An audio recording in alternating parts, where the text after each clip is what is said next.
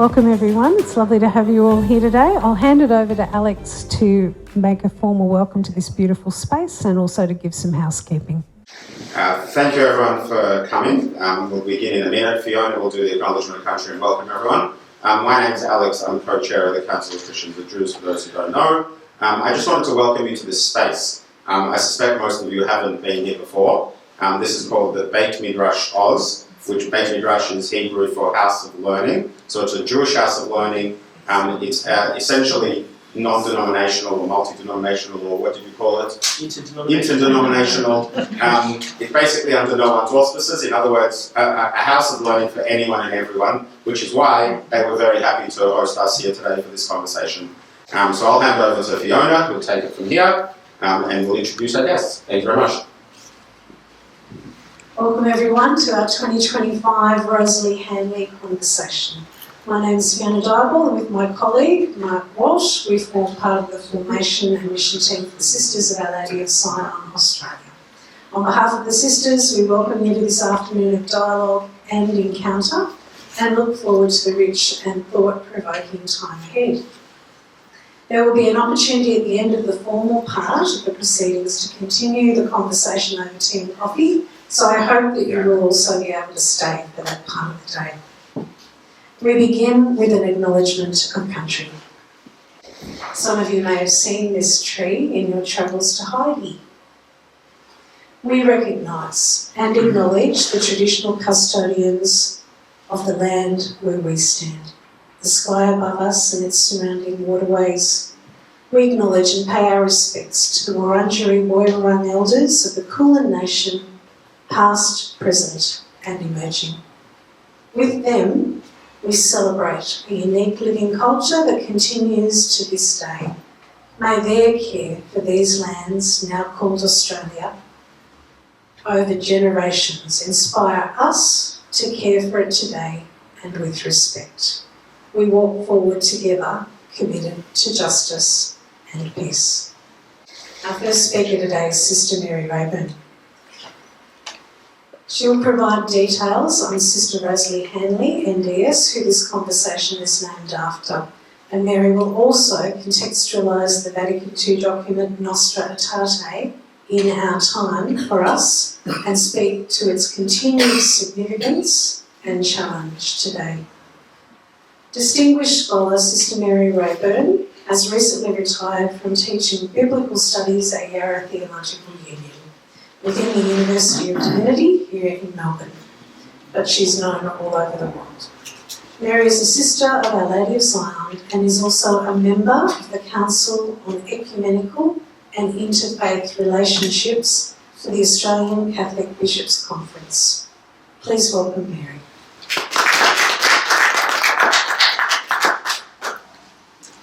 Thank you everyone, it's a joy to be here with you today. So I'll talk a tiny bit about Rosalie, and it is a joy to say Rosalie's name and Nostra Aetate in the same sentence. She became very committed to Jewish-Christian relations in her life and in her work. She was born in October, almost the date of the anniversary of Nostra Aetate, not the year, but the 27th, whereas the anniversary is the 28th. She was professed in 1959 and died quite young, really, well, young in my terms, in 2010. In 1971, she responded to an invitation of the congregation of the Sisters of Our Lady of Sion to go up to Jerusalem, and she went to our community in the village called Ein Karam.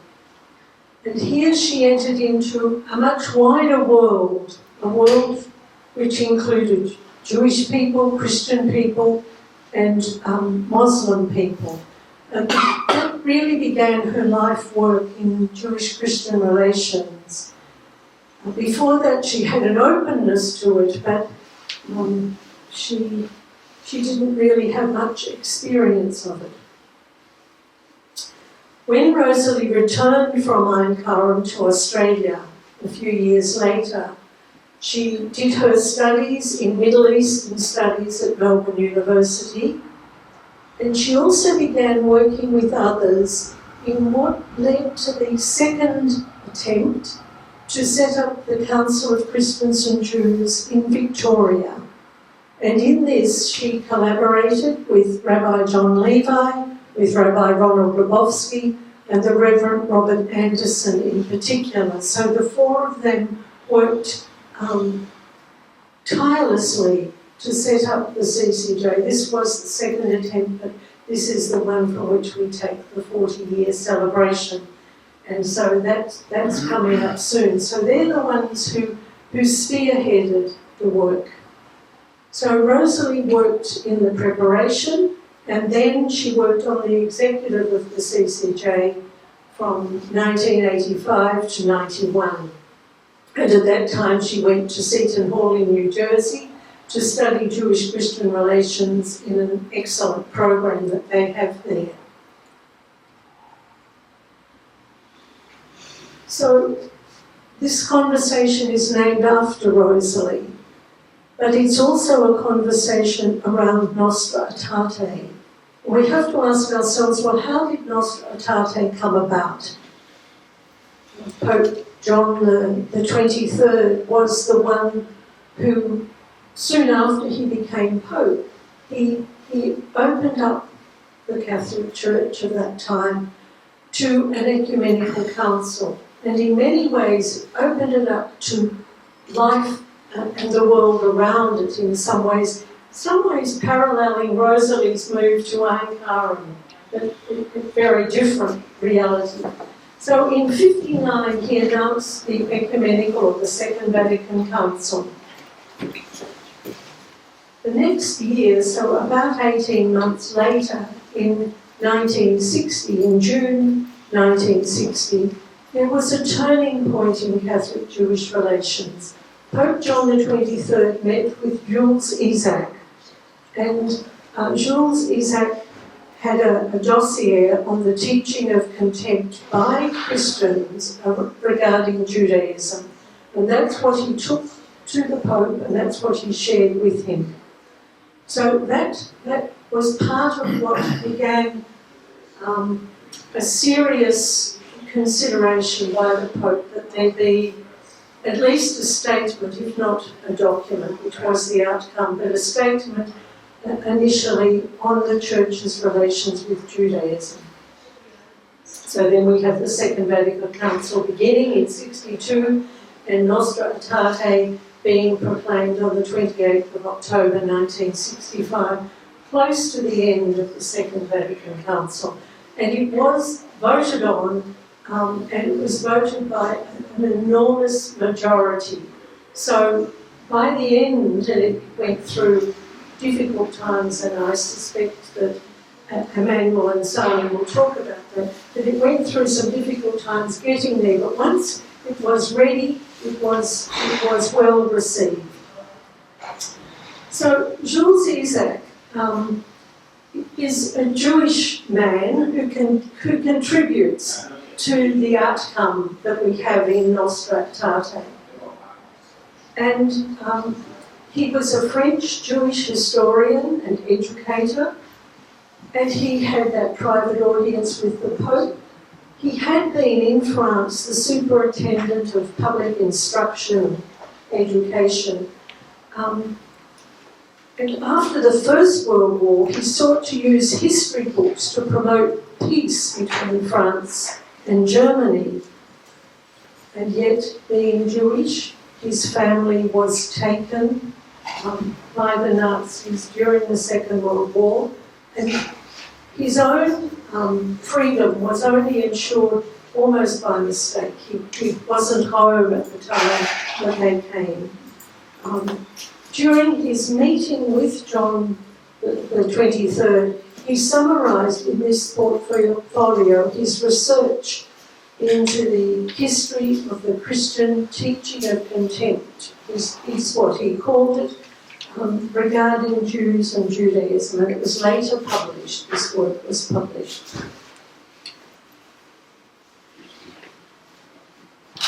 I wanted to also take Rabbi Abraham Heschel and his involvement with the AJC in the US as another contribution. So you can see that there are Jewish people who are also contributing to, not to the content of Nostra Aetate, but for the desire for it.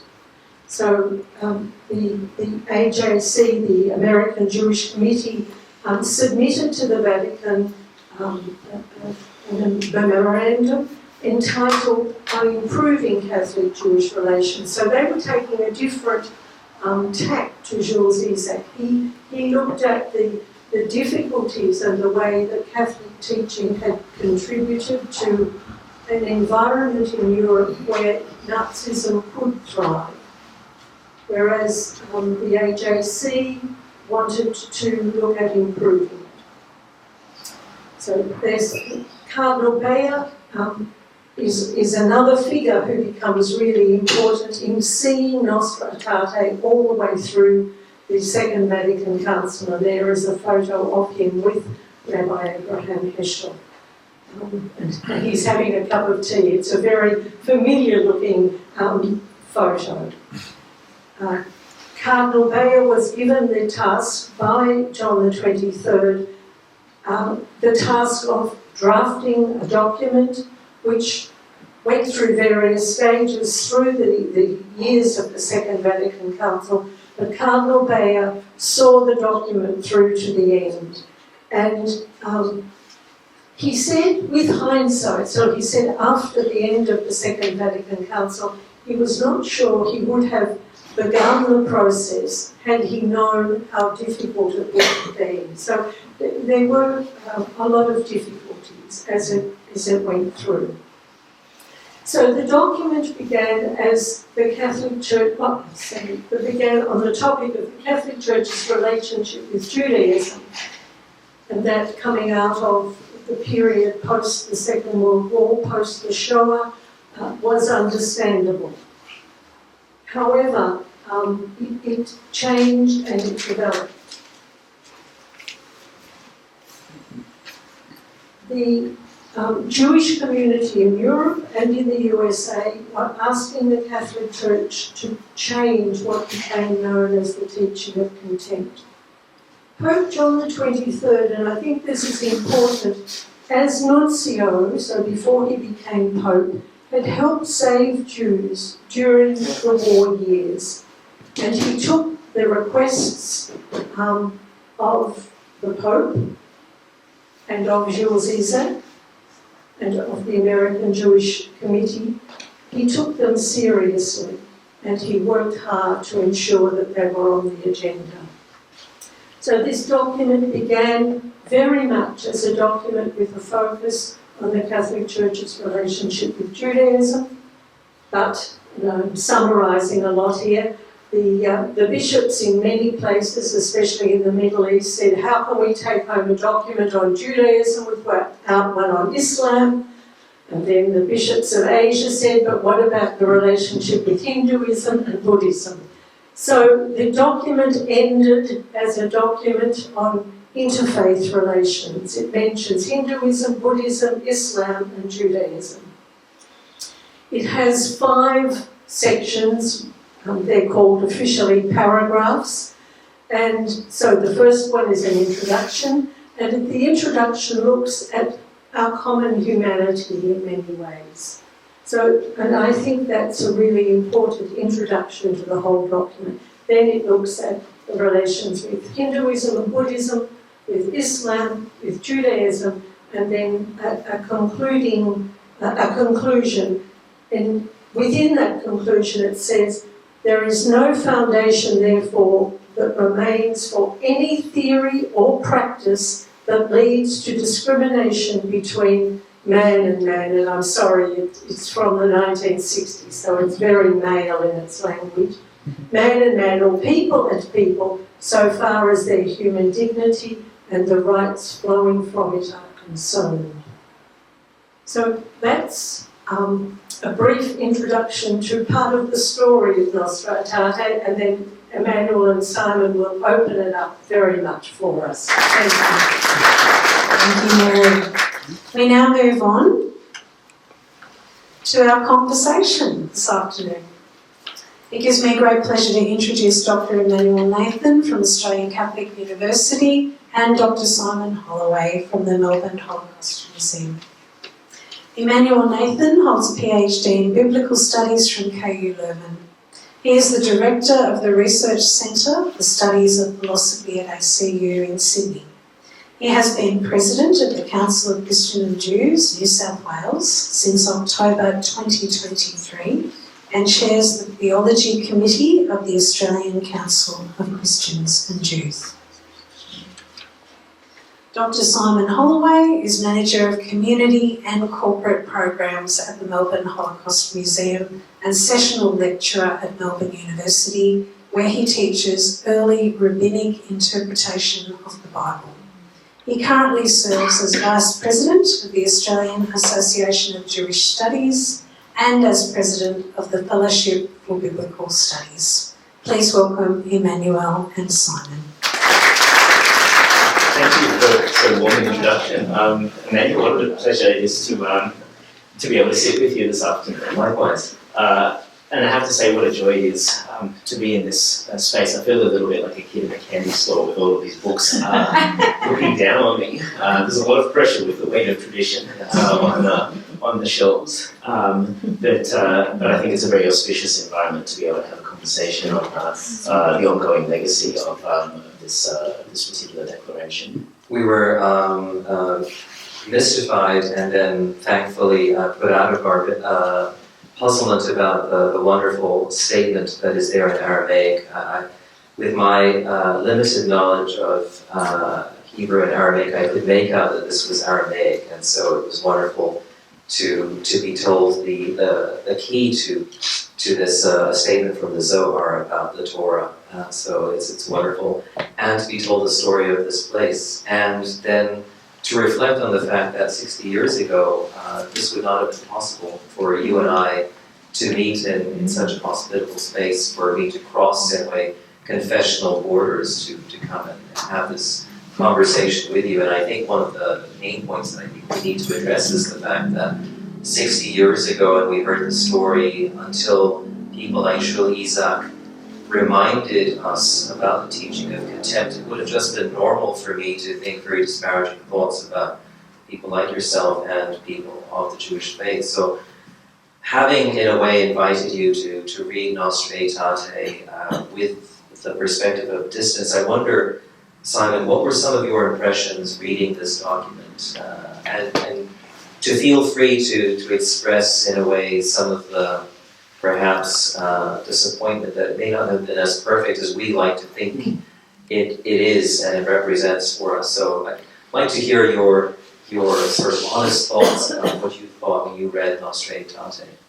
Thanks, Emmanuel, and first off, thanks very much to you for so generously sharing with me readings about the history of the generation and promulgation of this particular declaration. A declaration with which I have to admit I was largely unfamiliar, save only peripherally, to be aware that there was in Vatican II a particular declaration known as Nostra Aetate, the fourth paragraph of which concerned the Church's relationship with Jews. But it wasn't actually until relatively recently in preparing for this conversation that I took the time to really read through it properly and to consider with fresh eyes perhaps what it says. And I think on one hand I appreciate the great significance of this within the history of Catholicism. And while there have been many times throughout history where there has been opportunity for frank and honest dialogue between different religious cultures, sadly most of our history has been one of antipathy.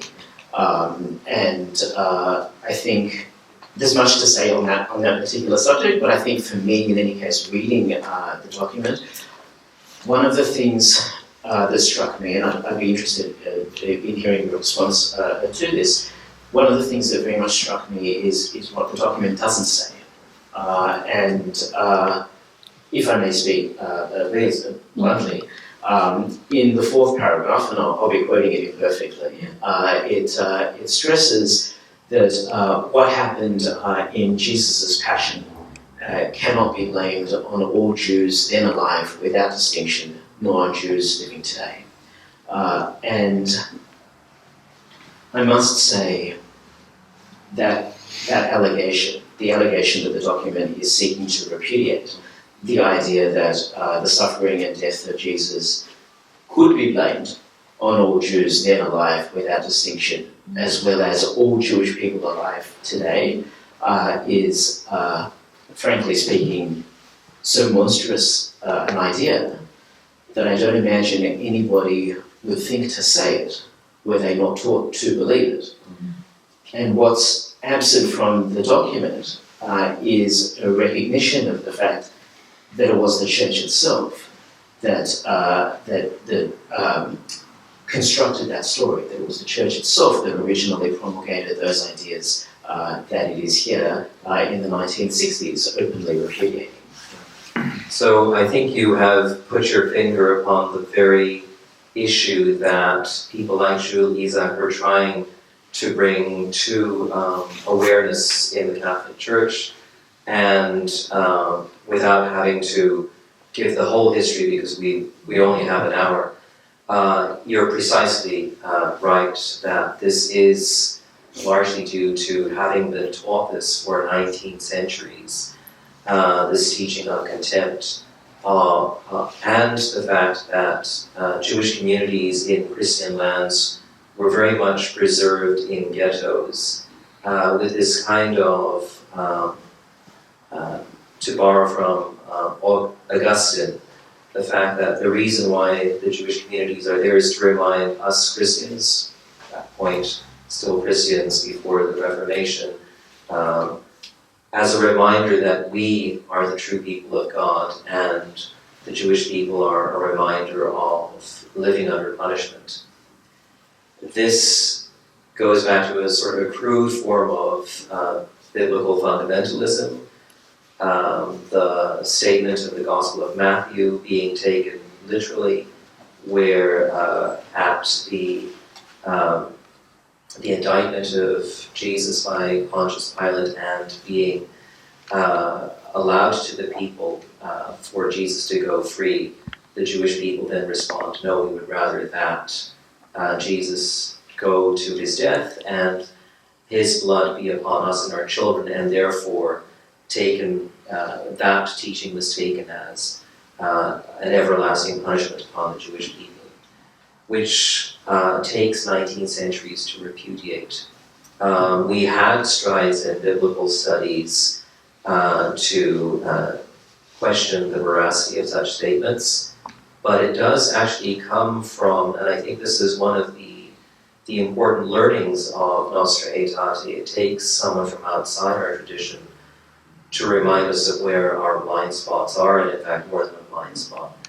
It also is part of the story of Nostra Aetate that it would not have made it into the walls of the Vatican if it wasn't as a result of Jews who had converted to Catholicism working from within the walls of the church to make that insight sort of through osmosis reach to the very top. I mean, Jules Isaac has this meeting with John the 23rd, not in a vacuum. It happens through concerted sort of lobbying from within. But you are right, it really does take a long time, and the story that Mary sketched is indeed one of compromise. That in fact the deicide charge was meant to be a lot more explicit. It nearly went away, and in fact the fact that it is even there, and we can trace in a way what was meant to be said, but the fact that you notice this glaring omission is indeed part of the story of compromise that had to be taken, and it's in that sense a very imperfect document. Thank you, Emmanuel, and obviously not wanting to remain harping on that one theme. I am struck, however, by the difference in language when it comes to the third paragraph, yes. Which relates to the Church's relationship with Islam, which points out that there has been a long history of conflict between Christians and Muslims, which is no doubt an understatement. Yeah. Big understatement, yes. But I am aware of the fact that at least the Christians feature within that text as having agency, being party to a conflict. What was very striking to me about the language within the fourth paragraph is their otherwise total absence. There is this condemnation of anti-Semitism. One is given to believe there is this community of Jews, and there is this anti-Semitism that we condemn, but coming from everywhere and nowhere. No real recognition as to where the source of some of that anti-Semitism might actually reside. And appreciating, as I do, with the aid of the materials that you sent me, understanding those different, the push and pull with getting this document to print, do you think there was very much a discomfort with recognising some of those difficult truths? Yeah, so I think there were real difficulties that the commissions, the secretariats, the votes and the way that they went had to negotiate. Mary also pointed out the opposition that were coming from church fathers in the Middle East. So all of that, in a way, can be used as explainers. I did try to reflect recently on precisely the positive tone that is in paragraph 3 versus the less than positive tone in paragraph 4. And admittedly, from a Catholic perspective, took a different tack in suggesting that paragraph 3, in a way, is too positive in trying to see in the rearview mirror the rather tortured history of Christendom and Islam in history, as though now there is only the positive way forward, and that more courageously, and perhaps because there was a lot more work that went into paragraph 4, at least the willingness to accept that within the church there are still struggles theologically about our relationship to Judaism. And I think the fact, and I think this is something that we continue to struggle with, quite honestly, the Jewish no to Jesus. That as far as we can come in terms of understanding Jesus within the Judaism of his time, and as a historical person, as someone who lived a Jewish life in an earthly existence, there will be a point where Jews will say, thus far and no further. And I think there is an honesty there, not perfect, and of course there are elliptical comments being made, but I think there is an honesty there that I think paragraph 4 points to, that I think in the bilateral dialogues that we've had since between Catholicism and Judaism, we're actually a lot further along in terms of expressing real points of difference than sometimes is possible with the other religious traditions that have been mentioned in Nostra Aetate. I think that's a very astute observation, and I actually think that highlights, if I may, the significance of councils, like the Council of Christians and Jews as well. When one thinks of the history of such councils, while there have in the past been points in time, where, as I mentioned, there was the opportunity for frank and earnest and respectful engagement, for the largest part of our respective histories, those theological and doctrinal differences were sticking points, and the purpose of a council was to force some kind of agreement to something. Whereas I think it is so significant that we have the opportunity to engage while rejecting one another's theology, while knowing that there are, as you say, thus far and no further, but that there is significance to the no further, that those differences that differentiate us from one another, we benefit from better understanding. Not that one might convince another person, and certainly not that one might change one's own mind, but to better promote harmony and good-natured relationships, which spoke very much, I think, from Sr Mary Reaburn's summary of the document in terms of the difference between the Jules Caesar on the one hand, and the approach of Rabbi Abraham Joshua Heschel, that desire to look forwards.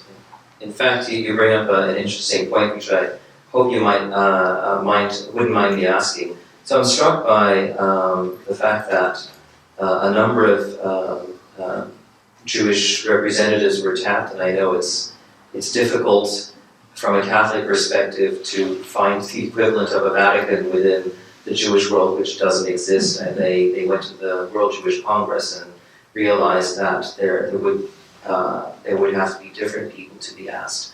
I am aware of two rabbinic figures that took very different approaches to the rapprochement that was imminent. Rabbi Abraham Joshua Heschel, as you mentioned, went very far in terms of his involvement in what would be his contributions to Nostra Aetate. We saw this very iconic figure of him with Cardinal Bea. But there's also, in the background, Rabbi Joseph Soloveitchik in New York, who I think in an essay entitled Confrontation, if I'm not wrong, you'll correct me on this, was actually very skeptical about these attempts at interreligious dialogue. And I think the position that still holds sway is, on matters of social justice and social causes, there can be collaboration, but on matters of doctrine, let's be separate but equal. Would you care to comment on that? And I think, is that only a mark of its time? Does that speak to sort of ideological differences, denominational differences, or do you think that this is something that you can still see traces of in the Jewish world today?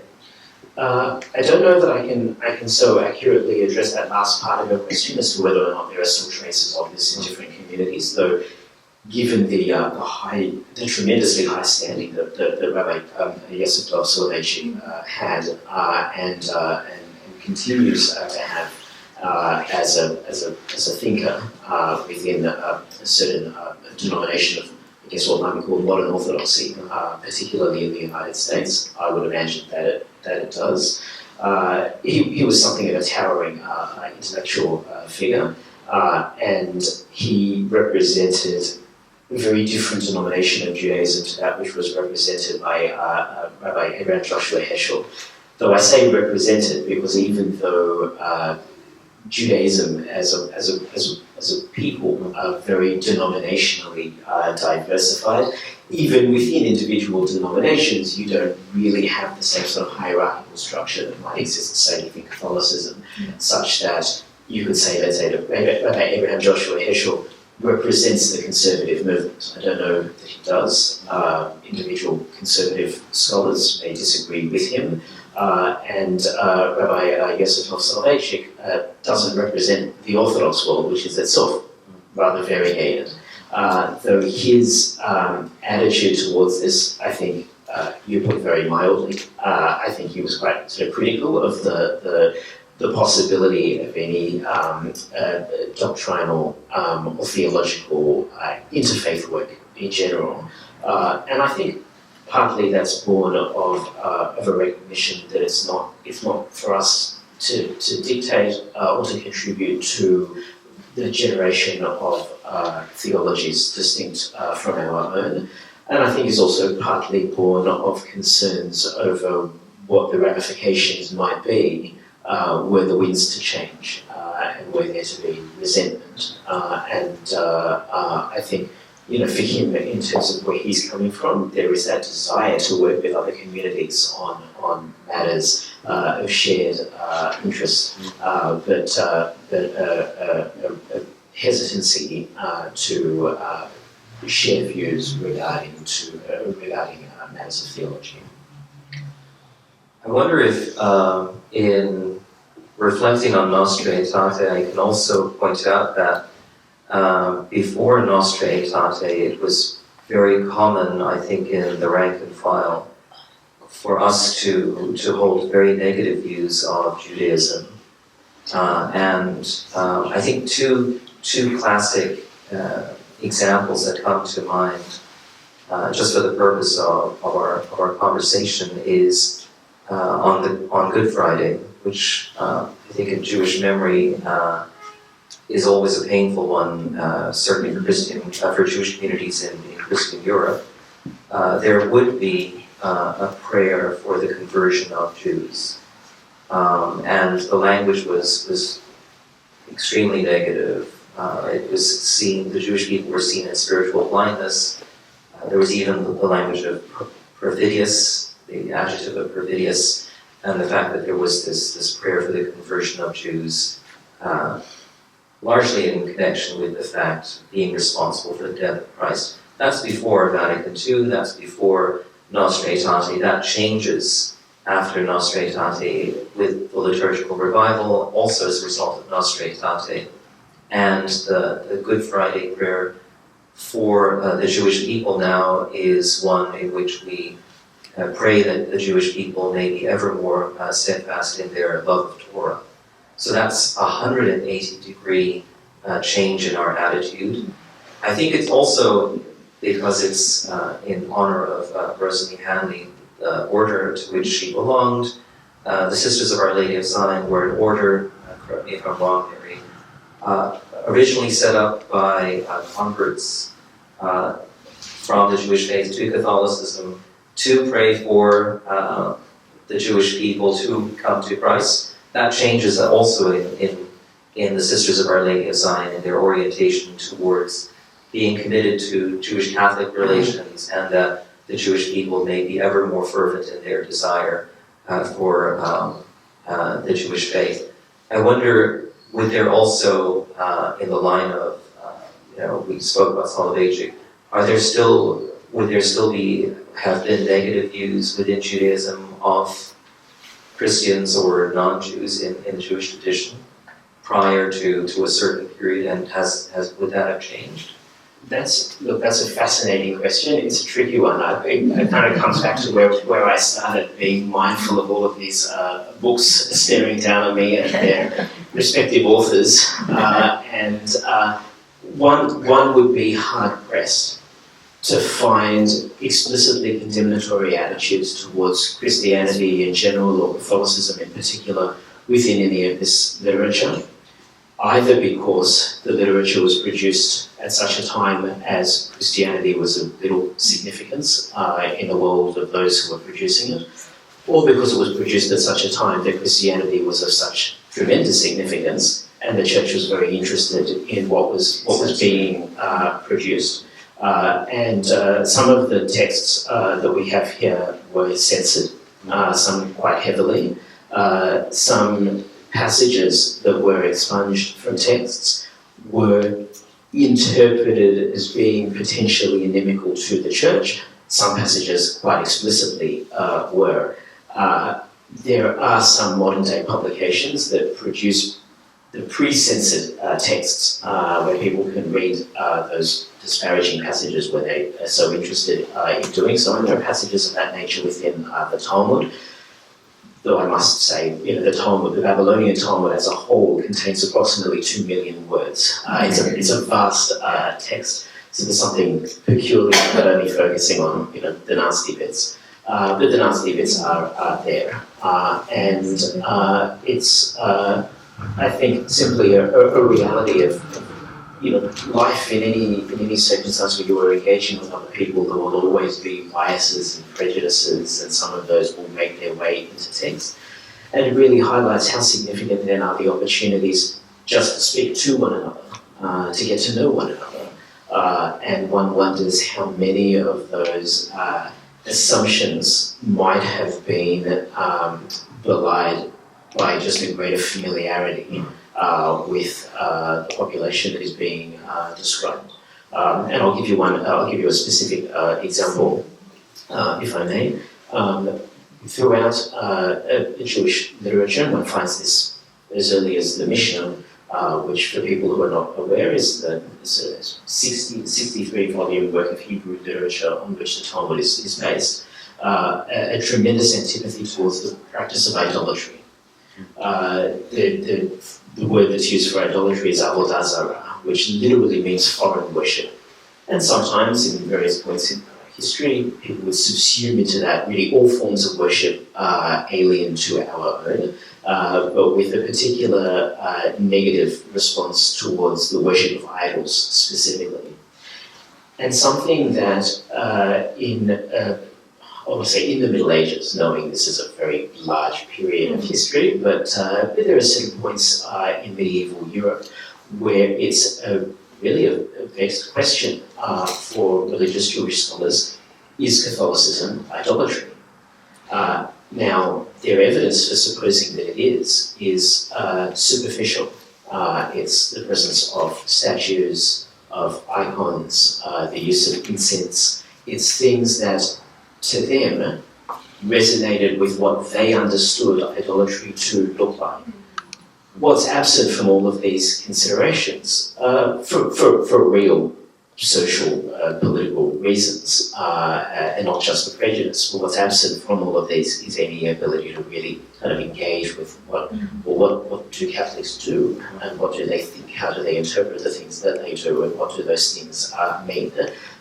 So there is this desire to assess on the basis of appearances, which is often a hallmark of communities where we're not actually engaging with one another and we judge on the basis of what we see.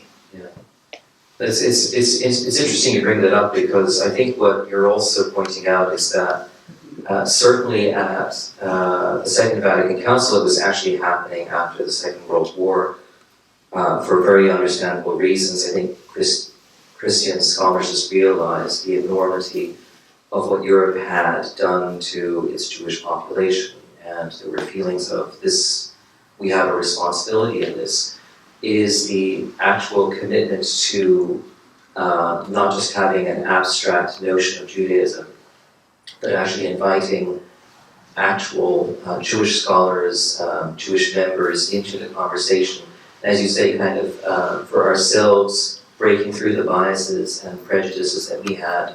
And I think if the Second Vatican Council is at all instructive here, the fact that there were people like Abraham Joshua Heschel who could say, no, this is not at all what Judaism is, even though he wasn't speaking as the Pope of Judaism, that in a way opened up a possibility for us to really be engaged with real Jewish people, to, in a way, quote Dara Horn, moving away from just this obsession with the dead Jewish past, or with Jewish people who are dead, but living people from the Jewish tradition.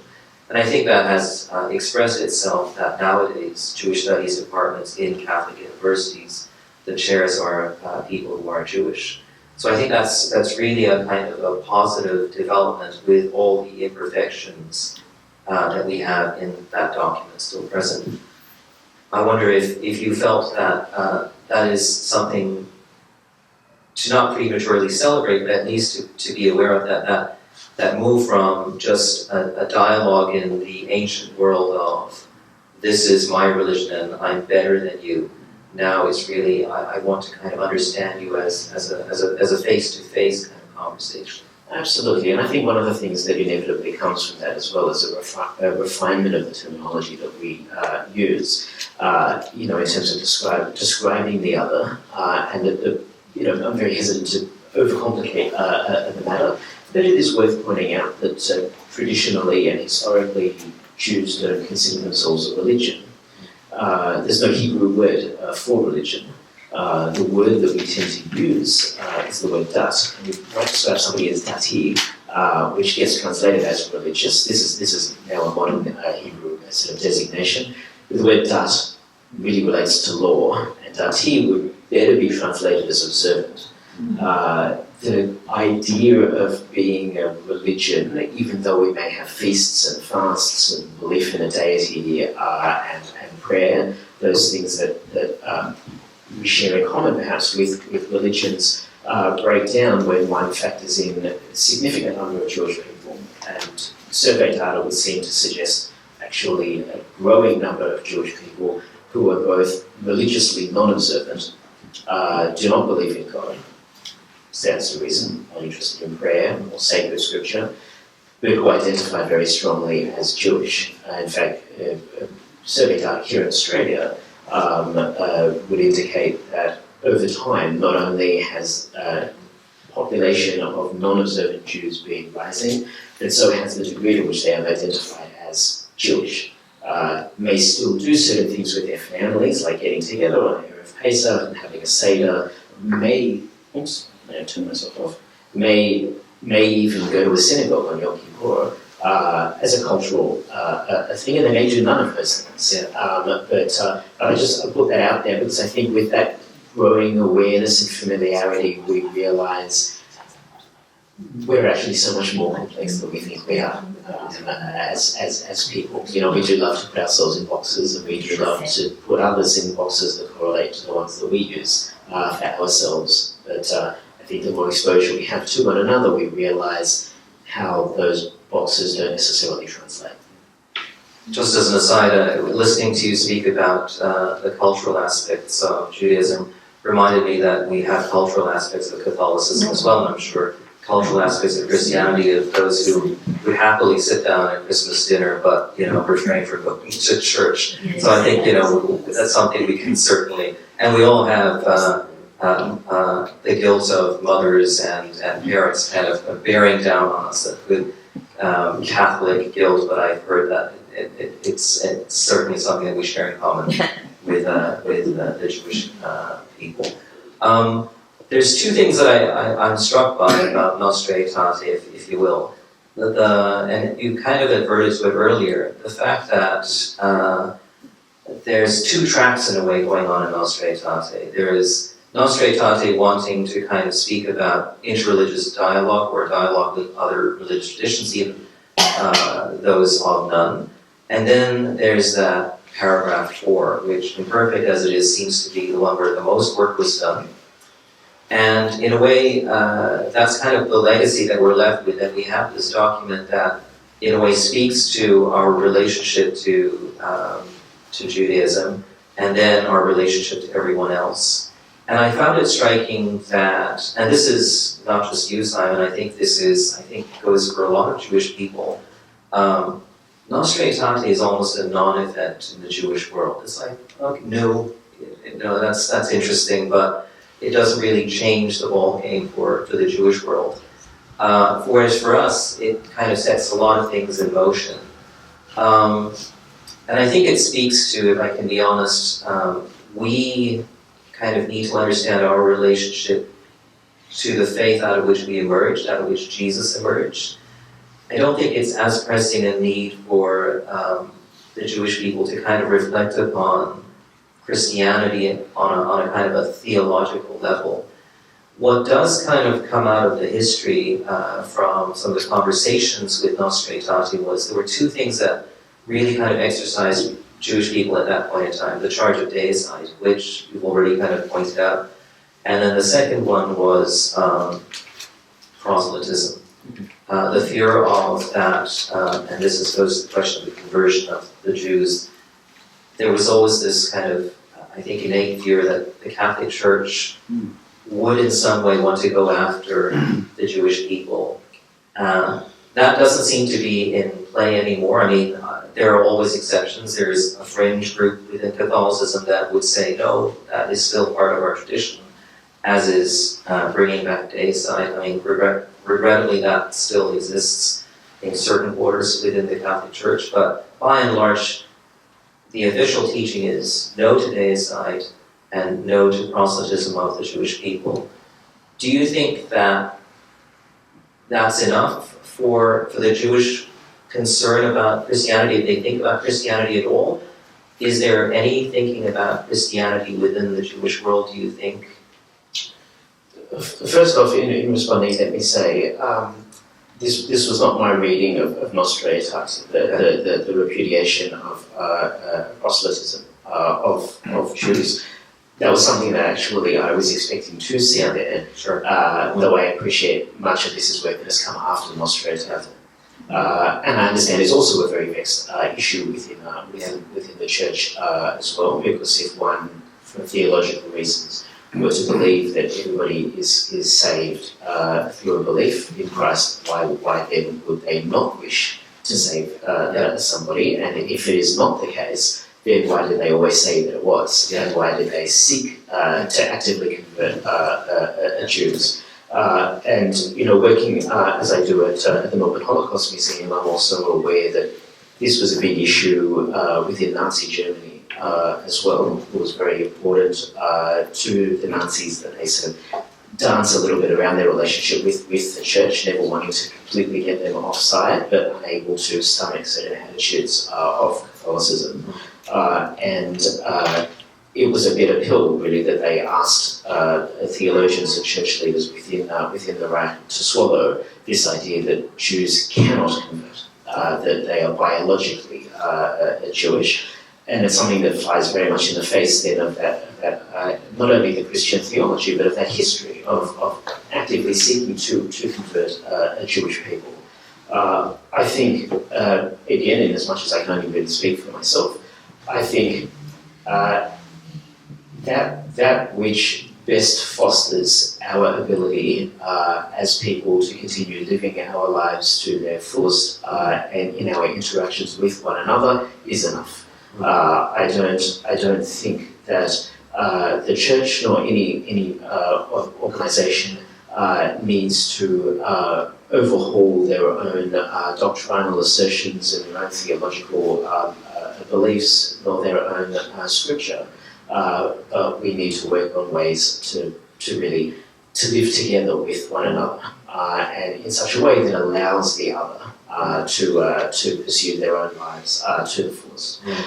So to me, really, those two issues were the big issues. The desire not only to convert people as though it's a question of just changing someone's mind.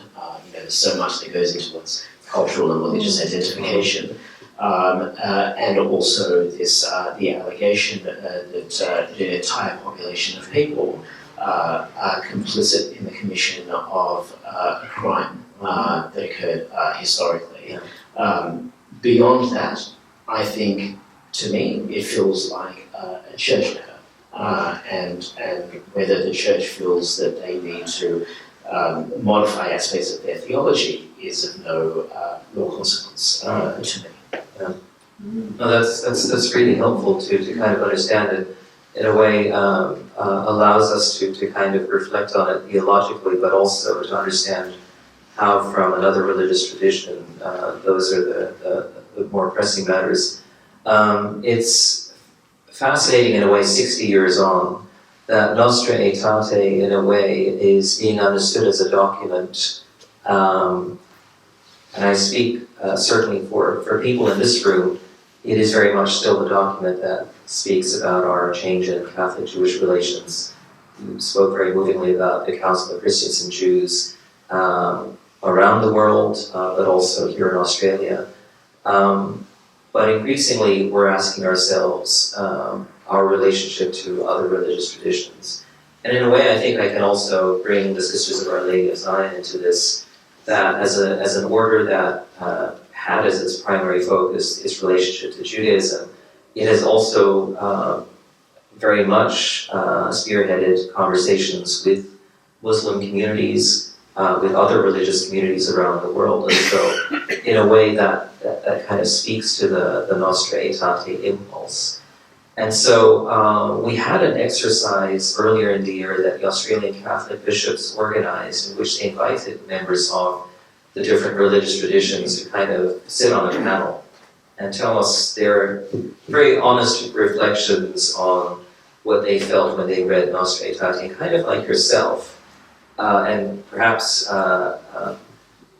in as gentle a way, but also quite forthright a way, said, we had it from the Hindu tradition, but also from the Buddhist tradition, the Islamic tradition, even from the Jewish tradition, that most of the time they didn't actually recognize themselves in the way that these religions were being spoken of.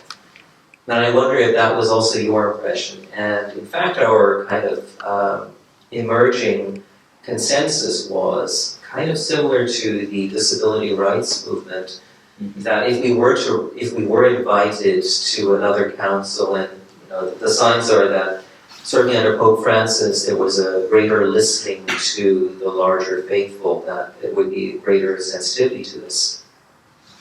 That's similar to the disability rights movement, which had a slogan, nothing about us without us, that there should be greater involvement from the people that we would portend or purport to represent.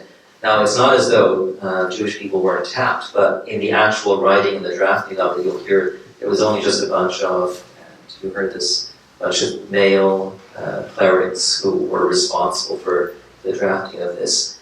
And I wonder, did you feel that there were certain elements in the writing of Nostra Aetate that would be worthwhile for us 60 years on to be aware of that's going on in the Jewish world? That's very different from where the Jewish world was 60 years ago. Possibly. I think I would share that view, though not that conclusion. In fact, to start with, I suppose, no, I don't recognise myself in the text. It is very noticeably and overtly a Catholic text, but as it should be, I don't share the view that it needs to then subsume the other in the voice of the other, and I think this may also highlight one of the objections that Rabbi Yosef Soloveitchik had as well, which is the concern that it would then need to be reciprocated in some fashion. That it be, we will advise over changes made to your doctrine, and then you in turn can contribute to our views regarding the other or ourselves, and this is why he also wanted to keep theology separate. So I have no issue personally with not seeing myself in the text. I expect it to be a Catholic text. I expect it to be quoting Christian scripture and to be doing so in a way that harmonises with the history of Catholic interpretation of that scripture. What I found more problematic actually is the other issue to which you alluded, which is very much a sign of the times and was alluded to before, which is just the highly gendered nature of the text. That to me stood out far more strongly than did the fact that it doesn't really reflect on Jewish interests and Jewish language. Do you want to elaborate more on the gendered language? Is that, we certainly have those discussions within our tradition, but do you want to say a little bit more about where conversations have been going within the Jewish world? And again, not to put you on the spot in terms of where you are personally, but where conversations currently are at. Well, look, all I can say is that we have this problem too. Look, so far as a Jewish tradition is concerned, for a start, there's a linguistic problem, which is that languages like Hebrew and Aramaic are gendered languages. But there is also the kind of socio-historical reality as well, which is that these wonderful books that are surrounding me here are overwhelmingly authored by men and overwhelmingly authored for men as well. And it's just one of those challenges that we face within the modern world, and it's one of a few issues that differentiate different Jewish denominations from one another, how best to respond to that, or what that might mean within those individual communities. So somebody like Rabbi Abraham Joshua Heschel, for example, in as much as he represented a community, the community that he represented was on a path towards full egalitarianism. When we look at his writings historically today, we might feel that they've not come far enough, but they're also a product of their time, and this community is more egalitarian today than they were before. The other rabbi to whom you referred, Rabbi Yosef Soloveitchik, represented a community that had no intention of moving in that direction, and perceived a certain degree of sanctity to tradition. And one finds today a great sort of spread in that regard. And so I only say, just in as much as this is a text that bespoke a new direction for the church. To me, that language is very striking. But I be interested in hearing your thoughts as regards whether or not that's something that is also within the Catholic Church under consideration today as well. Again, to echo what you said, I mean, within the Catholic Church, I don't think it would be any secret to say that we still have quite a ways to go in terms of finding full egalitarianism. It is a hierarchical structure for a reason, and I don't think we will see much movement there, but I think the synodal process that was put in place with the late Pope Francis and some signs that Pope Leo wishes to continue that really brought about a deep listening to where the Church is discerning its direction, not one simply from a top-down approach, but really kind of reversing that pyramid in a way to kind of listen to what the concerns are from the churches, the Church globally and different parts of the world, which in a way also is a great segue to the fact that I think where we've moved on from Nostra Aetate, which in a way conceptually moved us from a dialogue format that was oppositional now to one that was more relational. I think where we are 60 years on, certainly with the papacies, and I'll include John Paul II, Benedict XVI, Francis, and now Leo, it's more one of encounter, an actual encounter, and being able to live with difference. And in fact, that the difference can also be one of a no. That the no is also something that we need to listen to. Why is that particular no? And in relation to other people of faith, I think the reality nowadays in this very global world is that it is less a question of the individual doctrinal differences, but more that there are also increasingly people of no faith. And that is a challenge to us as well. Why is there this no to faith in the divine? And is that something that we can listen to as a prophetic call to kind of say, how can we be better witnesses to, if we are children of God, how can we be better witnesses to that family of being children of God? I think it might perhaps be also fair to say that in as much as there are different faiths, that which draws a person towards a particular faith doesn't always have to do with the theology. There is much else going on in terms of community and in terms of history, and I don't think it's any coincidence that many people who find faith happen to find the faith of their parents and their grandparents, and there's something that resonates there for them in their, as a nostalgia, and I think part of this sort of encountering one another is also realizing, in a way, we kind of encounter ourselves. We get that opportunity to look more closely at, well, who am I then, and whence comes my attachment to particular ideas and particular belief systems, and it is rarely, just on the intellectual plane. I think there's a lot of different things that kind of contribute to that. Yeah. It's interesting you bring that up because earlier this year, Mark and I, together with the Australian Council of Christians and Jews, and facilitated by the Council of Christians and Jews, Victoria here, and Sisters of Our Lady of Zion, really tried to bring Jews and Christians together, and we really wanted to hear those different levels of listening, one that was beyond simply the intellectual. And so there was also the affective dimension, the emotional dimension, as well as one that is action-oriented. And it's interesting that in trying to see those different levels of listening, I think we were quite successful in tapping into, I think, the sentiment of the people who were gathered there, that we are more than just our intellect. And I think that is something that we can certainly celebrate 60 years on from Nostra Aetate, which is a very theological document. And in a way, perhaps, doesn't have as much of an appeal beyond a certain kind of coterie of people who are theologically trained to see what that language represents.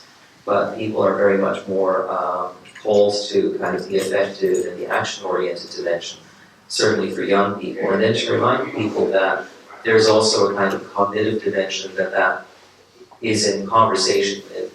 And that's something that I think I appreciate very much about the Jewish tradition, this call to study. That there's a constant kind of learning process, and it's not purely intellectual. I think it's really appropriate that we are in a base midrash. But there's also going to be sustenance right next door, and it's within the same base midrash. These are not seen as kind of separate from each other. There is a kind of a unitive dimension to that. So that's something that I really appreciate about what I've learned from the Jewish tradition and from being in conversation with people like yourself and others. Thank you, Emmanuel, and likewise. And I have to say, actually, just sort of on that note, now that we're sort of talking a little bit about the world after Nostra Aetate, and you were asking me before about perceptions within the Jewish community regarding this particular declaration or awareness of it, even, and I might ask for your perspective within the Catholic Church. How do you feel 60 years on things have changed, or where are the conversations around these issues today? I think it's thank you for the question. I think it's not any surprise that in this 60th anniversary year there are conversations all across the world, and in fact more than one occasion where we'll be asking ourselves that question. I think what I'm certainly sensing is a kind of tension that the document already speaks to. Where are we in terms of Catholic-Jewish relations? Is it still as relevant anymore in terms of the pressing nature that it felt 60 years ago? I think we are also at a generational kind of turning point. But I think it has been subsumed not to suggest that this is any less significant in terms of where are we in terms of interreligious relations, in terms of our conversations with other religious traditions. Having been trained in biblical studies and New Testament studies, particularly where the indebtedness to the Hebrew Bible, to Second Temple Judaism, to early rabbinic thought, it would be very hard for me to kind of give up the need for us within the Catholic tradition to not still always be indebted to the Jewish tradition and living encounters with Judaism. So I think that's really important. I also think that the bilateral conversations infuse or give us a different kind of emphasis to the more general interreligious kind of conversation. There's a different kind of logic that goes on that one has to kind of, in a way, zoom out of the specificities. And I think there's a benefit to the particularities of bilateral conversations. Also the pain points, the ability to kind of name where we are different and to respect the differences, and also to also learn from the woundedness. I think we are in an age where to speak of suffering or to speak of woundedness, it's almost something that is, for polite conversation, not done. The tea and sympathy kind of aspect of dialogue.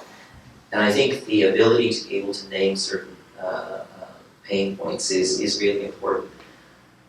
As you know, the last 2 years have been particularly difficult for Jewish-Christian dialogue, and I think the fact that we are still able to keep those conversations going says something about the bonds that we've been able to maintain through it all, and I think that is something to be celebrated as part of the 60th anniversary of Nostra Aetate. Absolutely, agreed. It actually, I know in a moment we'll turn to questions from the audience, but it also just, you put it very beautifully.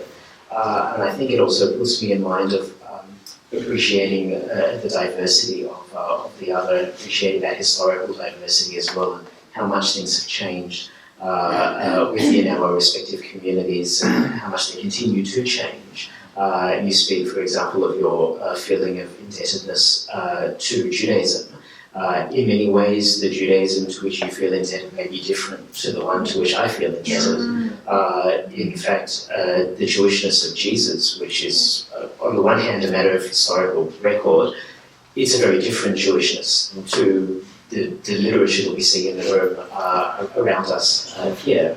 As you yourself know better than most, at the time of Jesus, there were so many different ways of being Jewish. I mean, some scholars, like Lawrence Schiffman, refer to it as, Second Temple Judaisms. And I think, we still find that the case today. There is still a tremendous diversity and a lot of opportunity to continue learning from one another in that regard. To quote your tradition, Amen, ve Amen.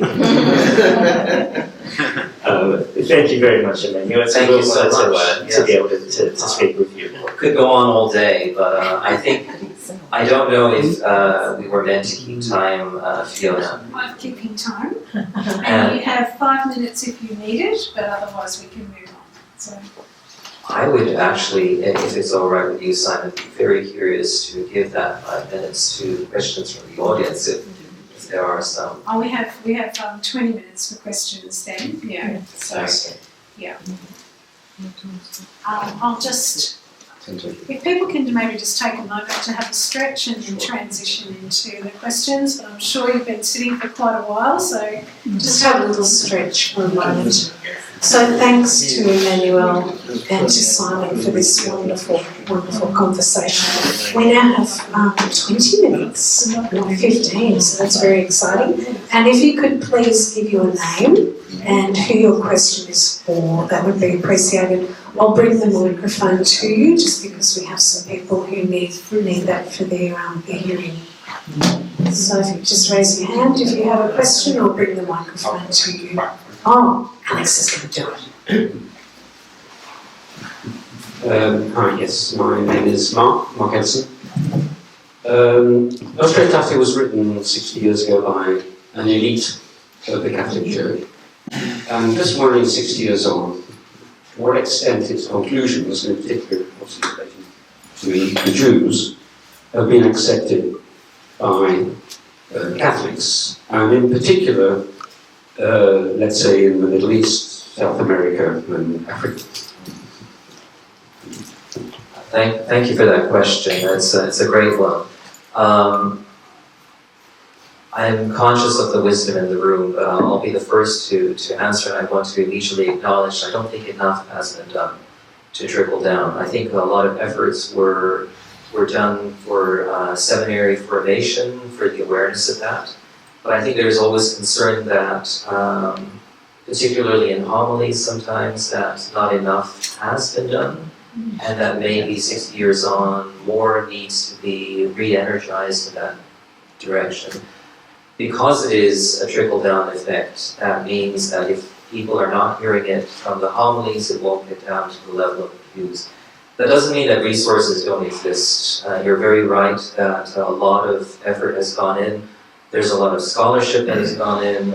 Even at the popular level, we have been blessed with Jewish scholars who have been involved in this, names that are familiar to some in the room.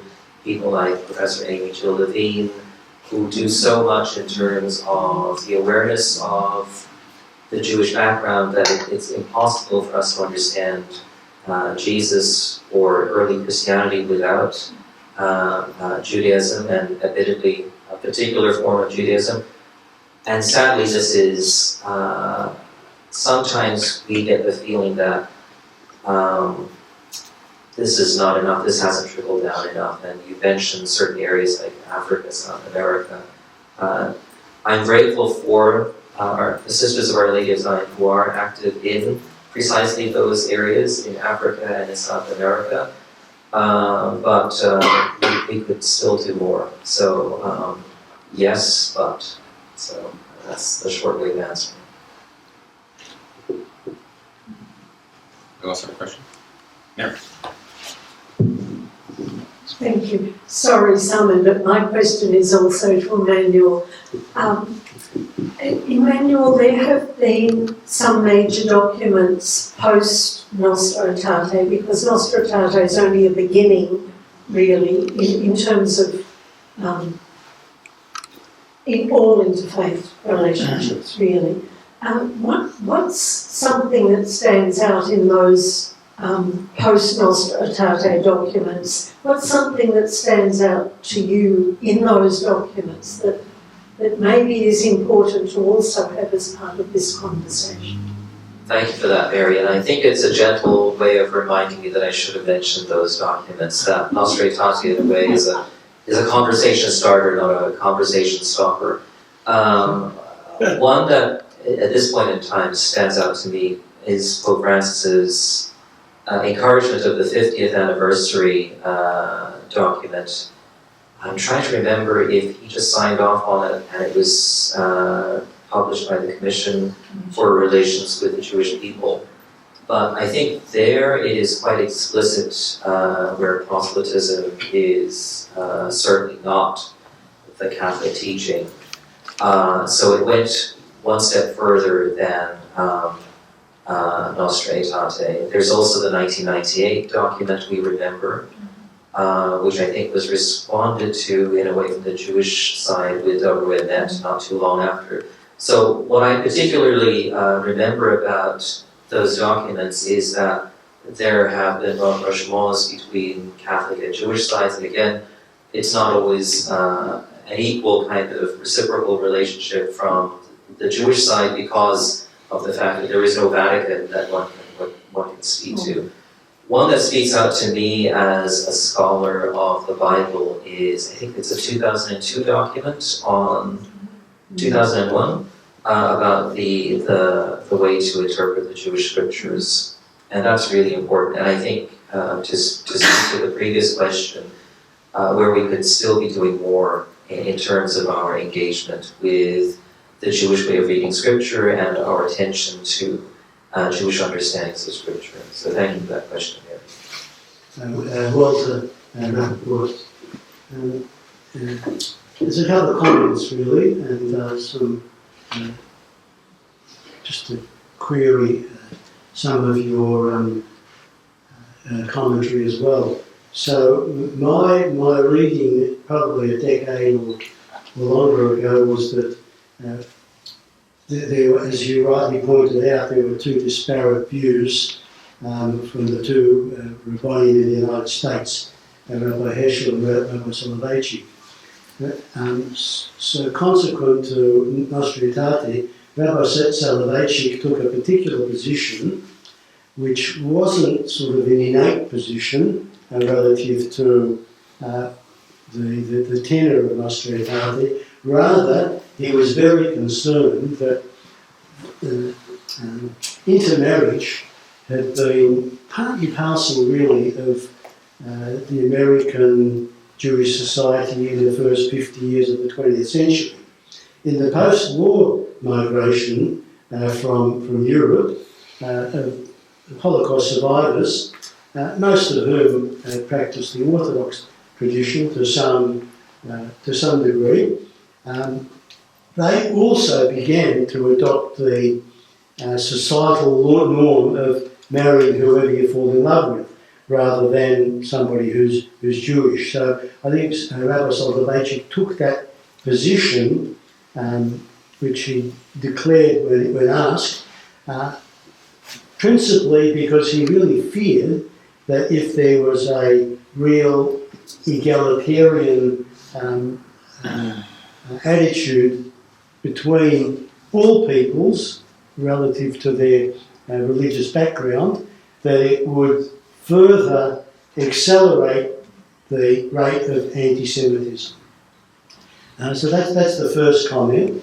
The second one is, I think in the sort of mid-60s I read, which was the progenitor to my interest in Jewish-Christian relations. I was fascinated by the Bishop of Bergamo, who then became the Papal Nuncio to Ankara or Constantinople. What's it called? Istanbul. So he had a real love of humanity.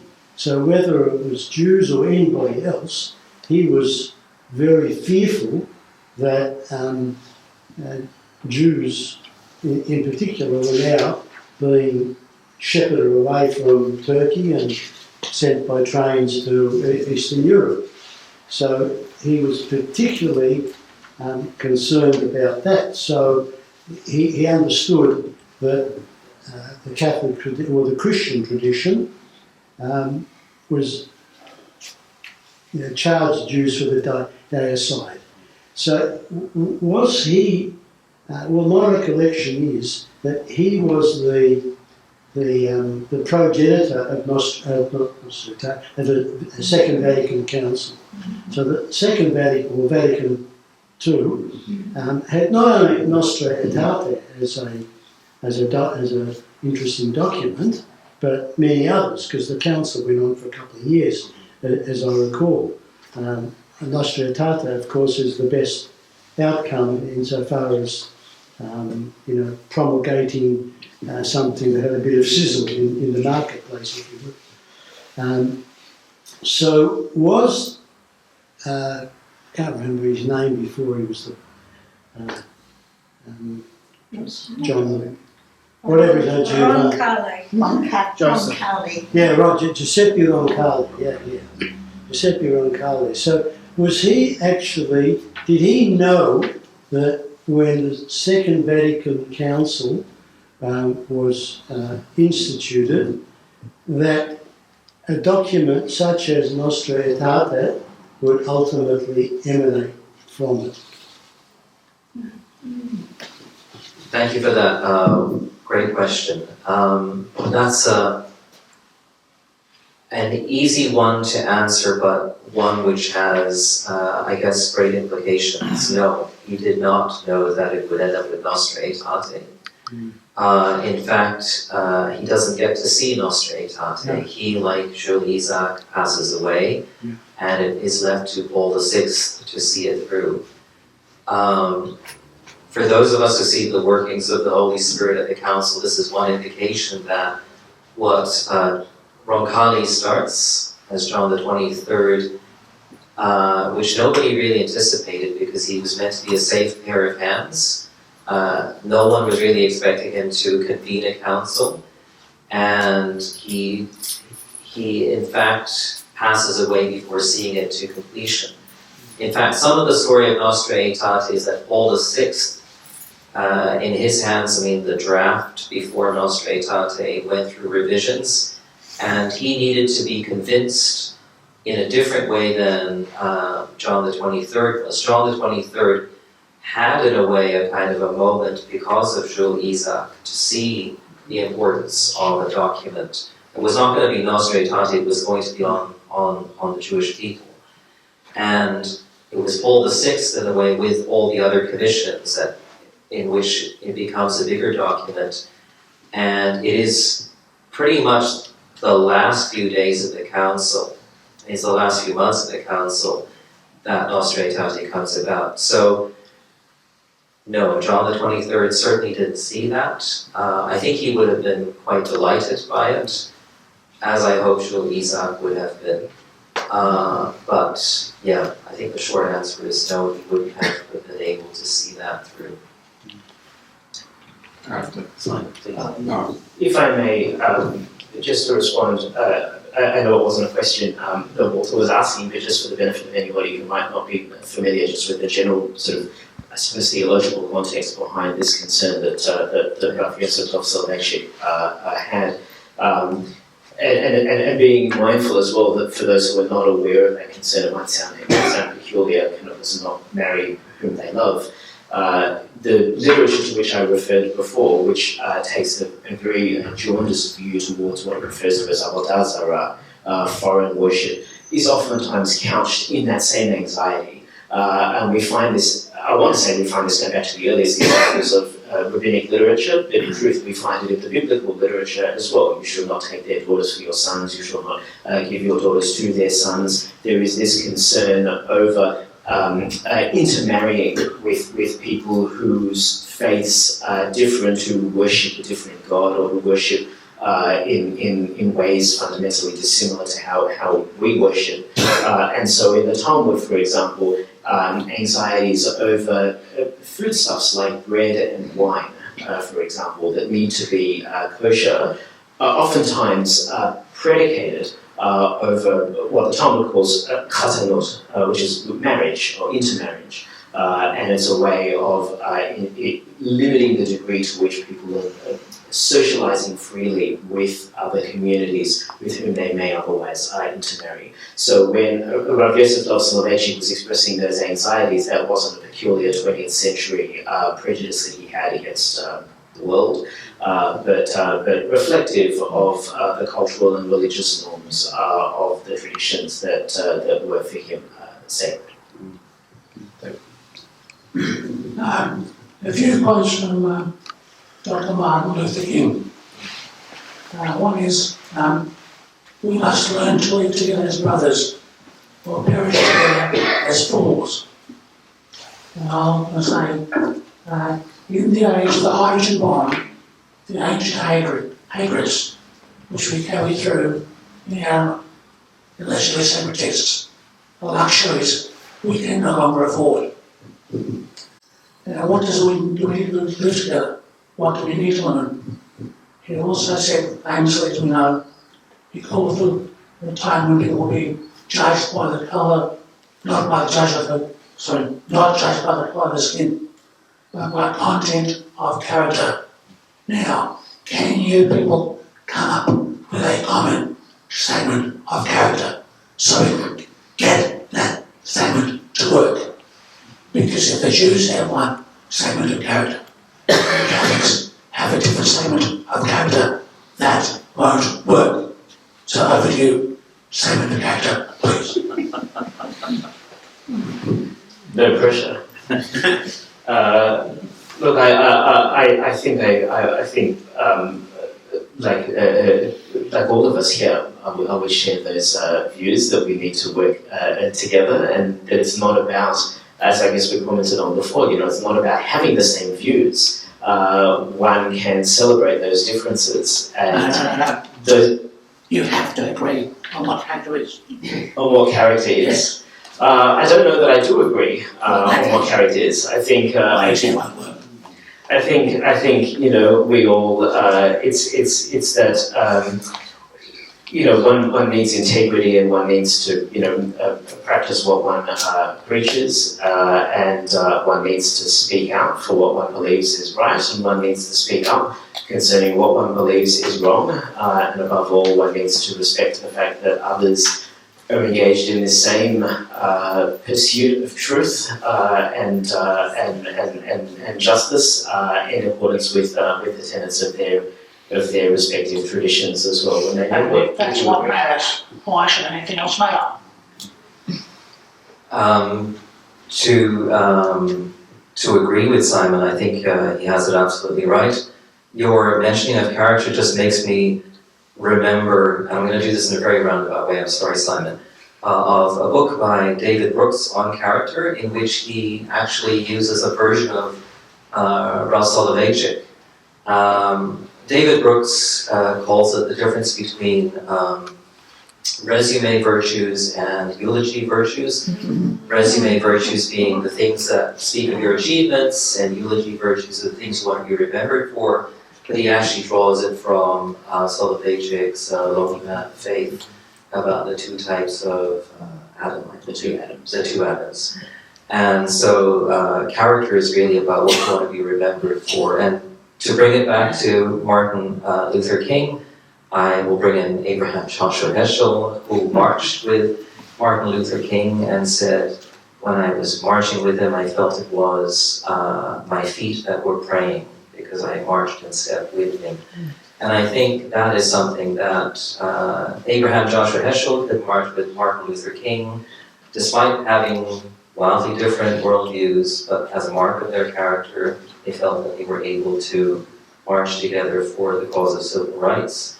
And I think they would have had the blessing of Soloveitchik there, because it wasn't a question of doctrine, it was something that spoke to their moral character, it was something that they did for a social Why did cause. it make such a big issue of differences? If you get this agreement about what character is, why should anything else matter? Indeed, and to bring in, I guess, another rabbinic figure, Jonathan Sachs, there is dignity in difference, and there is. But there's also hatred which we can't afford anymore. Indeed, but you know, I can agree, and I love this the spirit of debate. I think there's also a great value in the fact that the very one who created us different. This brings us to, you know, male and female, God creates them, and the fact that we are created very differently from one another. As much as Simon and I look alike, I'm pretty sure everyone here will agree that we are enriched by the very differences that bring us into this room. Thank you. I think we've got one question and then we'll have to finish. Hello, both Emmanuel and Simon. Apologies that I was here earlier. I'm going to say Ed Schwartz here. I've been to a lot of young people's audiences, normally schools, occasionally university age, and I've often been asked to present like ranges of topics that would be interesting for young people to engage with. And that's been going for years. But late last year, I started including in my list of options Nostra Aetate, particularly Catholic schools and Jewish environments. And yes, there was a lot of competing interest with Middle East stuff at the moment and peace or whatever, and that's for sure out there.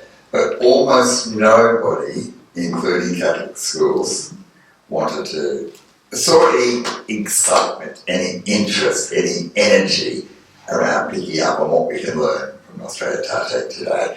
I look around this lovely room today of CCJ people, and I see probably a lot of people not quite in the high school or the university age group. Again, this topic has attracted a certain demographic. I'm wondering if, particularly Simon, I know you work with all sorts of school and uni groups at Melbourne Holocaust Museum and elsewhere. I'm not sure what the Catholic equivalent would be, but has there been significant attempts to energise young people and students with some of the values and lessons and learnings, youth groups, summer camps, whatever it might be, out of this, perhaps in the interfaith space, not necessarily just Jewish and Catholic, because for all my attempts at motivating people, they chose other topics that still brought me or my presenters in, but they didn't choose this. I love your comment. I'll hand it over to you. Not an easy one to answer. I think you're absolutely right on the analysis of the demographic.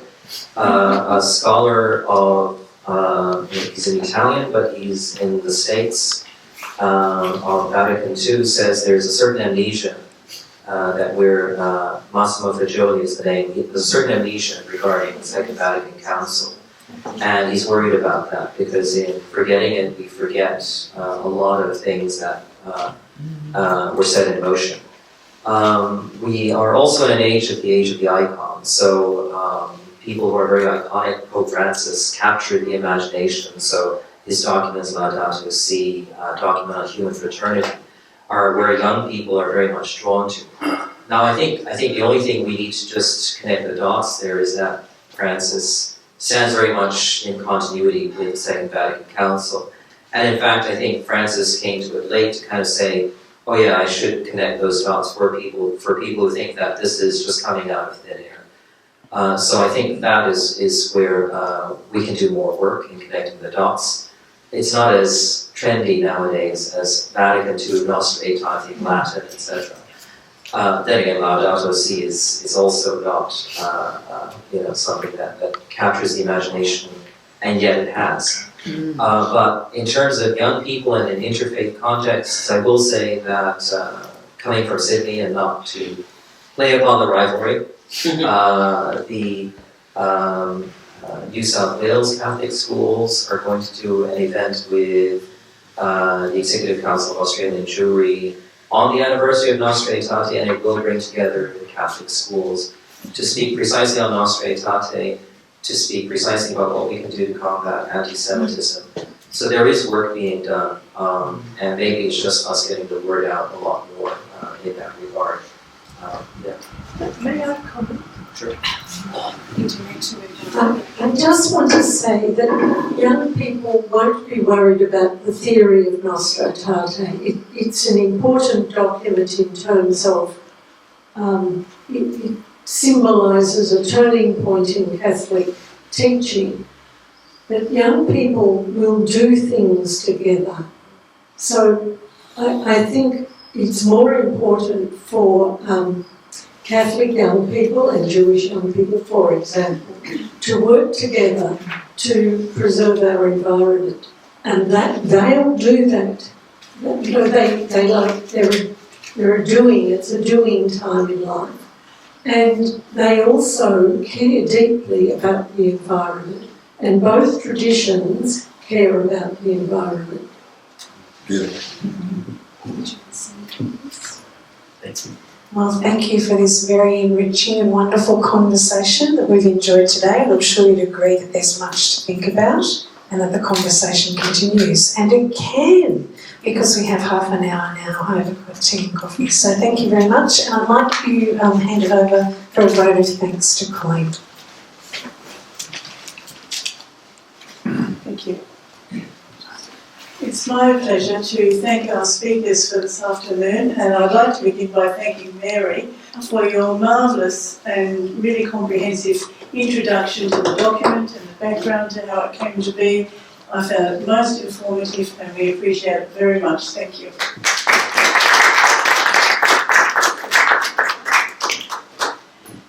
At one stage, I think Philip Bliss might have got a little peckish because he whispered in my ear, "You can't have a Jewish function without food." And I don't think he was actually talking about the refreshments that are awaiting us. I think you might have been referring to the really substantial food for thought that we've been given this afternoon. So I want to thank you both for such a lively and informative and thoughtful conversation.